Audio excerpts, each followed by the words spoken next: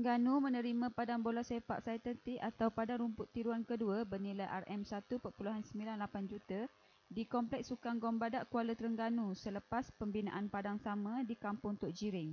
Timbalan Ketua Setiausaha Kementerian Belia dan Sukan, Datuk Azhar Mohamad Isa berkata, pembinaan padang sintetik yang bermula Julai tahun lalu sepatutnya siap dalam tempoh 6 bulan selepas tarikh itu. Katanya, disebabkan kontraktor dilantik berdepan masalah teknikal, padang itu dapat digunakan bermula September lalu sebelum diserahkan sepenuhnya kepada pihak pengurusan. Ada beberapa peraturan penggunaan yang harus dipatuhi lah. Contoh macam kita tadi lawat, kita minta dipasang satu papan tanda yang menunjukkan beberapa larangan lah.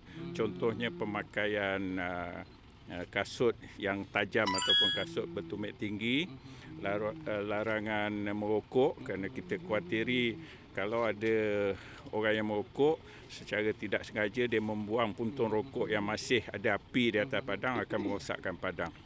Beliau berkata demikian kepada pemberita selepas majlis penyerahan padang bola sintetik di Kompleks Gombadak.